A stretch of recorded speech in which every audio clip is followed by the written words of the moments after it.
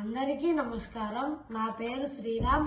మన మాస్టర్ ఈకే గారు ప్రసాదించిన రామాయణ ప్రసంగములు అనే గ్రంథం నుంచి కొన్ని అంశాలను ఇప్పుడు నేను చెప్పబోతున్నాను. నాకు ఈ అవకాశం ఇచ్చిన పెద్దలందరికీ ధన్యవాదాలు. ఇక్కిరాల కులాంబోధి విధుమానందరూపిణం అనంతార్యతనూజాతం కృష్ణం వందే జగద్గురుం శ్రీకృష్ణమాచార్యమనంతపుత్రం సత్సాధుమిత్రం కరుణాద్రనేత్రం గురుం గురూణాం పితరం పితॄణాం అనన్యశేషశరణం ప్రపద్యే. సర్వవేదార్థతత్వజ్ఞం వేదార్థ ప్రతిపాదకం పురాణసార సర్వజ్ఞం కృష్ణం వందే జగద్గురుం. భారతీయ సంస్కృతికి రామాయణము మహాభారతము ప్రధాన కావ్యములు. శ్రీమద్ రామాయణాన్ని వాల్మీకి మహర్షి సంస్కృత భాషలో రచించారు. ఈ కావ్యాన్ని వాల్మీకి మహర్షి ఎలా రచించారంటే, ఒకనాడు వాల్మీకి మహర్షి తన శిష్యుడైన భరద్వాజునితో కలిసి తమసా నదీ తీరానికి స్నానానికి వెళ్లారు. అప్పుడు ఒక బోయవాడు ఒక చెట్టు మీద ఉన్న క్రౌంచ మీదన పక్షుల నుండి ఒక దానిని కొట్టగా అది కరుణ కంఠ ధ్వనితో రావంతో విలాపం చేసింది. ఈ దృశ్యాన్ని చూసిన వాల్మీకి మహర్షి పెదవుల నుండి అప్రయత్నంగా కొన్ని వాక్కులు వెలువడినాయి. అవి మానిషాద ప్రతిష్టాత్వాం అగమ శాశ్వతీ సమాహ యత్క్రౌంచమిదునాదేతం మహదిక్కామమోహితం. దీనిని తన శిష్యుడైన భరద్వాజుడు పఠిస్తూ ఆశ్రమానికి వస్తారు. దీనిని విన్న వాల్మీకి మహర్షి సమాన సంఖ్యల అక్షరములతో పాదబద్ధములే ఇమిడి ఉండటం, తంత్రీల సమన్వయములను చూసి ఆశ్చర్యపడ్డారు. ఆశ్చర్యపడుతూ ఉండగా బ్రహ్మ ప్రసన్నుడై, ఓ మహర్షి, నీ వాక్కుల ధారా ప్రవాహంలో రామచరితము ఇమిడి ఉంది. నీవు సవిస్తరంగా రామకథను రచన చేయి అంటూ దివ్య దృష్టిని ప్రసాదించారు. ఆ తర్వాత నారద మహర్షి వాల్మీకి మహర్షి వద్దకు వస్తారు. అప్పుడు వాల్మీకి మహర్షి నారద మహర్షిని ఇలా ప్రశ్నిస్తారు: కోన్వస్మిన్ సాంప్రదం లోకే గుణవాన్ కస్య వీర్యవాన్ ధర్మజ్ఞస్య కృతజ్ఞశ్చ సత్యవాక్యో దృఢవ్రతః చారిత్రేణ చ కో యుక్తః సర్వభూతేషు కో హితః విద్వాన్ కర్కసమర్థశ్చ కశ్చైక ప్రియదర్శనః ఆత్మవాన్ కోజిదక్రోధో ద్యుతిమాన్ కో అనసూయకః కస్య బిభ్యతి దేవాశ్చ జాతరోషస్య సంయుగే. కోన్వస్మిన్ సాంప్రదం లోకే అంటే ప్రస్తుత కాలంలో, అంటే ఎప్పుడైతే మనం రామాయణం చదువుకుంటామో అప్పుడు అనే అర్థం. గుణవంతుడు, వీర్యవంతుడు, ధర్మజ్ఞుడు, సత్యభాషి, దృఢవ్రతుడు ఇలాంటి సద్గుణాలు కలిగిన పురుషుడు ఎవరున్నారు అంటూ వాల్మీకి మహర్షి నారద మహర్షిని ప్రశ్నిస్తారు. అప్పుడు నారద మహర్షి ఇలా సమాధానం ఇస్తారు: నీ వాక్కుల ద్వారా నీ నాయకుణ్ణి నీవే ఎన్నుకున్నావు. అయినా నన్ను అడిగావు కాబట్టి విను. ఇక్ష్వాకువంశ ప్రభవ రామో నామ జనై సుతః నియతాత్మాన్ మహావీర్యో ద్యుతిమాన్ వసి. ఇక్ష్వాకు వంశంలో రాముడనే పేరుతో జనుల చేత కీర్తింపబడుతున్నాడు అంటూ రామకథను సంగ్రహంగా వాల్మీకి ఉపదేశించారు. దీనిని మన మాస్టర్ ఈకే గారు అనేక కోణాలలో వివరిస్తూ రామాయణ ప్రసంగములు అనే గ్రంథాన్ని రాశారు. అందులోని కొన్ని అంశాలను ఇప్పుడు నేను చెప్పబోతున్నాను. నారద మహర్షి వాల్మీకి చేసిన ఉపదేశం ద్వారా వాల్మీకి మహర్షి శ్రీమద్ రామాయణంలో దానినే మొదటి సర్గగా రాశారు. ఈ భాగాన్నే మనం బాలరామాయణం అంటున్నాం. శ్రీమద్ రామాయణంలో మొత్తం 24,000 శ్లోకాలు ఉన్నాయి. ఇందులో గాయత్రి మంత్రం ఇమిడి ఉంది. ఇది ఎలాగంటే మాస్టర్ గారు అయోధ్య అనే అంశంలో ప్రసాదించారు. అయోధ్య నగరం చుట్టూ 12 పుర నిర్మాణం ఉంది. సంవత్సరంలో 12 మాసాలు. ప్రతి మాసంలోనూ 2 పర్వములు, ఒకటి పౌర్ణమి, ఒకటి అమావాస్య. ఇలా సంవత్సరానికి 24 పర్వాలు. దీనిని అనుసరించుతూ వాల్మీకి మహర్షి తన శ్లోక విభాగాలు 24,000 శ్లోకములుగా రచించారు. ప్రతి శ్లోకం మొదటి అక్షరం తీసి రాసుకుంటే ప్రతి విభాగానికి మొదటి శ్లోకం మొదటి అక్షరం తీసి రాసుకుంటే అది గాయత్రి మంత్రం అవుతుంది. తర్వాత అంశము యజ్ఞము పాయసము. దశరథ మహారాజుకు సంతానం కలగాలంటే ఋషులు, మునులు, పుంగవులు, మంత్రులు అందరూ అశ్వమేధ యాగం చేయమని చెప్తారు. అక్కడ దశరథ మహారాజు యజ్ఞం చేస్తుండగా అక్కడ రావణాసుని బాధ భరింపలేక వరుణుడు, ఇంద్రుడు, సూర్యుడు, వాయువు మొదలగు దేవతలంతా బ్రహ్మ దగ్గరకు వెళ్లి మొరపెట్టుకుంటారు. బ్రహ్మ వీరందరినీ తీసుకుని క్షీరసాగర మదనం దగ్గర జగన్నాటక సూత్రధారైన విష్ణువును దర్శించి మేము రావణాసుని బాధ భరింపలేకున్నాము అని చెప్తారు. అప్పుడు విష్ణువు నేను కౌశల్యకు దశరథునికి పుత్రుడిగా పుట్టి రావణ సంహారం చేస్తాను. దేవతలంతా తమ తమ అంశాల చేత వానరులుగా జన్మిస్తారు. వానరుల చేత తప్పితే రావణుడు చావడు. అందుకు నేను రామునిగా దిగివస్తాను అని చెప్పి వారందరికీ సెలవిస్తారు. అప్పుడు శ్రీమన్నారాయణుడు రాముడిగా దిగివచ్చినప్పుడు అతని శయ్యమైన ఆదిశేషుడు అంటే మానవుని కోరిక ఎక్కడైతే శేషిస్తుందో అతనే ఆదిశేషుడు.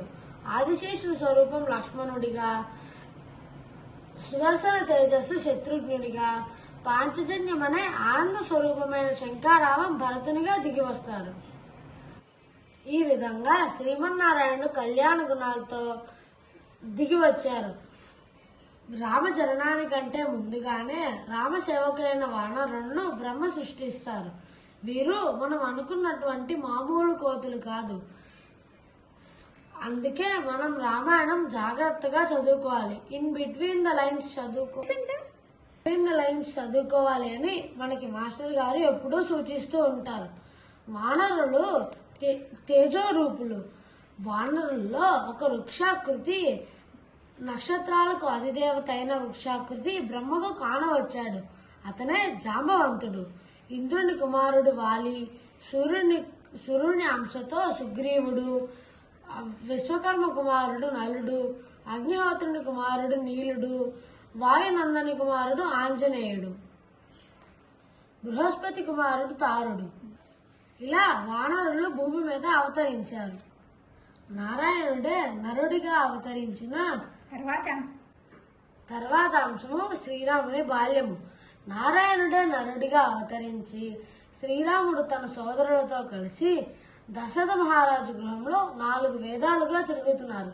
ధర్మాన్ని ప్రత్యక్ష ప్రమాణంగా చేసి చూపించే యజుర్వేదం శ్రీరామునిగా, తన ప్రతి ఆజ్ఞను తన ప్రతి మాటను యజ్ఞంగా భావించి ఎల్లవేళలా వెళ్ళవేసే మంత్రపూర్వకమైన ఋగ్వేదం లక్ష్మణునిగా,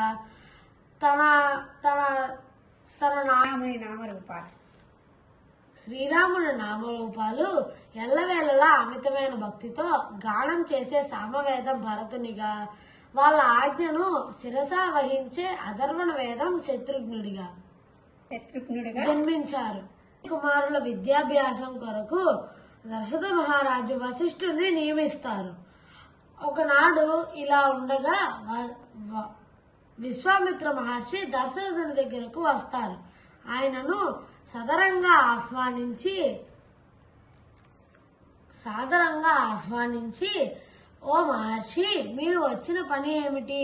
మీరు ఏమి కోరినా నేను ఇస్తానంటూ మాట ఇస్తారు. అప్పుడు విశ్వామిత్రుడు, ఓ రాజా, నేను సిద్ధాశ్రమం నుండి వస్తున్నాను. అక్కడ మారీచ సుబావులు అనే రాక్షసులు మా యజ్ఞానికి అడ్డం కలిగిస్తున్నారు. నీ కుమారుడు శ్రీరాముడు వారిని చంపగలరు అంటూ శ్రీరాముడిని లక్ష్మణుడిని ఆయనతో తీసుకువెళ్తానని కోరారు.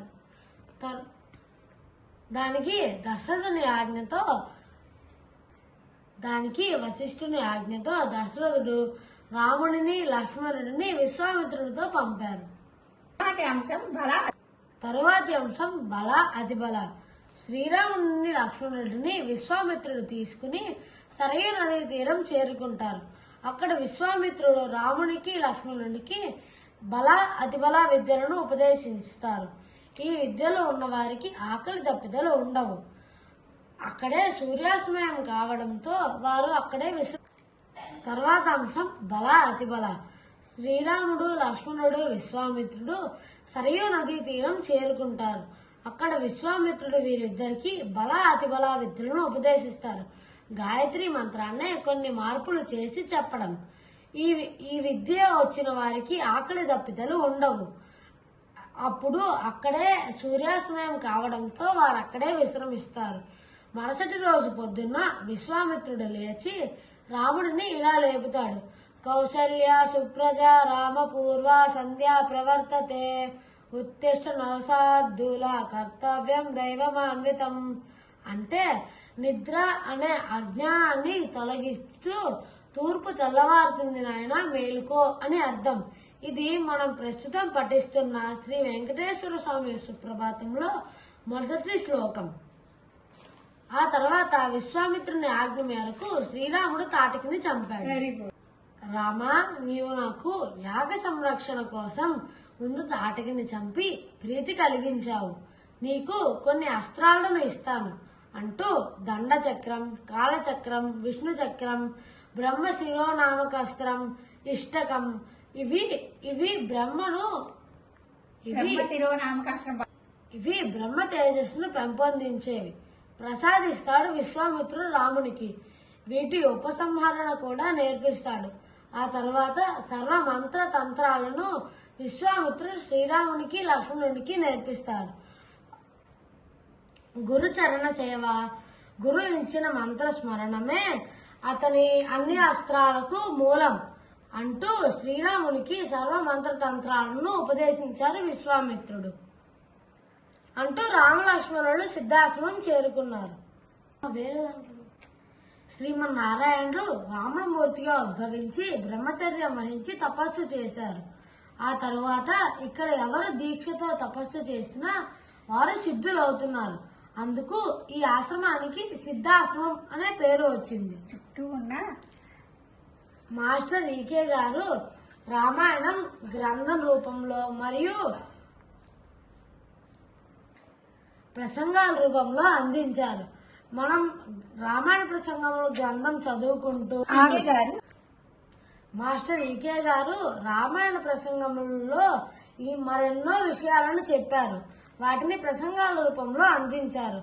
వాటిని మనం వింటూ రామాయణ ప్రసంగముల గ్రంథం చదువుకుంటూ మన చుట్టూ ఉన్న వారందరిలోని మాస్టర్ ఈకే గారు శ్రీమద్ రామాయణంలో మరెన్నో విషయాలను చెప్పారు. వాటిని ప్రసంగాల రూపంలో అందించారు. అవి వింటూ రామాయణ ప్రసంగములు చదువుకుంటూ ఉంటే మనం అందరిలోని ఆ రాముడిని దర్శనం చేయగలం. వాసుదేవ.